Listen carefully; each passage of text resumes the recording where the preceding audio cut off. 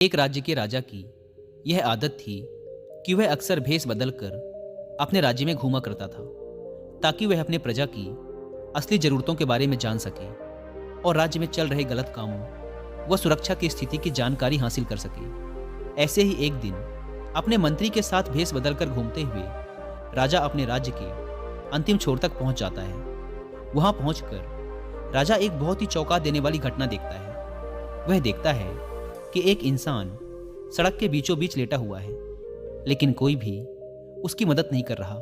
लोग उसके आसपास से निकल तो रहे हैं, लेकिन कोई भी उस पर ध्यान नहीं दे रहा है। यह देखकर राजा खुद ही उस पड़े हुए व्यक्ति की मदद करने जाता है। राजा जैसे ही उस व्यक्ति के पास पहुंचकर उसको उठाने की कोशिश करता है, उसे पता चलता है कि व्यक्ति तो पहले से ही मरा हुआ है। यह देखकर राजा मदद के लिए लोगों को आवाज लगाता है, लेकिन जो भी वहां से गुजरता उस मरे हुए व्यक्ति को देखकर अपना मुंह बनाता और वहां से चला जाता। इस तरह से कोई भी राजा की मदद करने के लिए नहीं रुका। अंत में राजा ने वहां से गुजरने वाले एक व्यक्ति का हाथ पकड़कर उसे रोकते हुए पूछा, मैंने लोगों को इसकी मदद के लिए आवाज लगाई, लेकिन कोई भी इसके पास तक नहीं आया। आखिर ऐसी क्या बात है कि लोग इस व्यक्ति को छूना तक नहीं चाहते। यह सुनते ही उस व्यक्ति ने मुंह बनाते हुए जवाब दिया, सब इसके कर्मों का फल है। यह हमारे नगर का सबसे बड़ा पापी है। इसने अपने पूरे जीवन काल में सिर्फ बुरे कर्म ही किए हैं। यह कहता हुआ वह व्यक्ति भी वहां से चला गया। उस राहगीर के मुंह से ऐसी बातें सुनकर राजा अपने मंत्री की मदद से उस मृत व्यक्ति को उठाता है और लोगों से पता पूछकर उसे उसके घर तक ले जाता है। अपने मृत पति को देखकर उसकी पत्नी जोर जोर से रोने लगती है।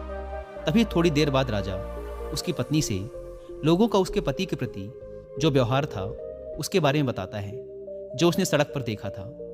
राजा की बातें सुनकर उसकी पत्नी ने अपने पति की तरफ सम्मान भरी दृष्टि से देखते हुए पूरे आत्मविश्वास के साथ कहा, मैं इस बात को अभी सिद्ध कर सकती हूँ कि मेरे पति एक बहुत ही अच्छे इंसान थे। यह सुनकर राजा चौंक जाता है और कहता है, लेकिन लोग तो कह रहे थे कि यह एक पापी व्यक्ति है।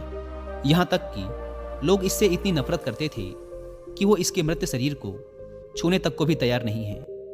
यह सुन उसकी पत्नी ने राजा से कहा, आप सही कह रहे हैं और मुझे भी लोगों से यही उम्मीद है, क्योंकि लोगों ने तो हमेशा ही मेरे पति को गलत जगहों पर जाते हुए देखा है। लेकिन सच्चाई तो ये है कि मेरे पति हर रोज शराब की दुकान पर जाते और वहां से शराब की कुछ बोतलें खरीद लाते और फिर उस पूरी शराब को नाली में फेंक देते, यह कहते हुए कि मुझे उम्मीद है कि इससे वो लोग बुरे कर्म करने से बच जाएंगे जो इस शराब को पीने वाले थे।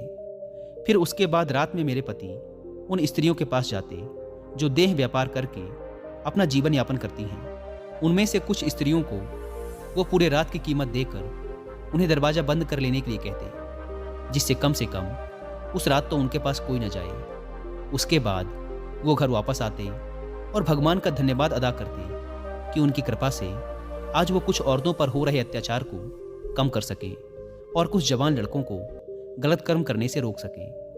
तो लोग अक्सर मेरे पति को ऐसी जगहों पर जाते हुए देखते थे और समझते थे कि मेरे पति शराबी और खराब नीयत के हैं। मैं अक्सर अपने पति से कहती थी कि याद रखना, जब तुम मरोगे तो कोई तुम्हें छुएगा भी नहीं और तुम्हारी अर्थी को भी कोई कंधा देने वाला नहीं होगा।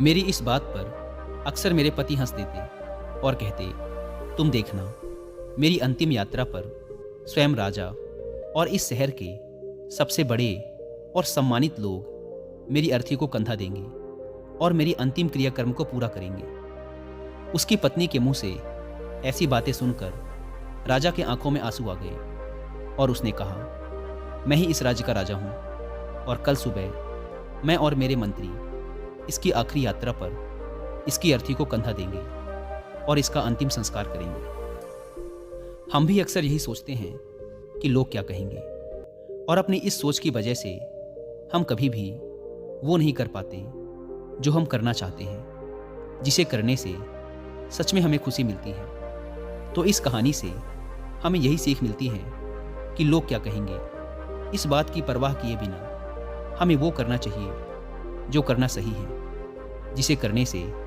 हम सच में खुश रह सकते हैं। क्योंकि जब हमारे अच्छे कर्मों को कोई नहीं देख रहा होता है तो सिर्फ भगवान देख रहा होता है।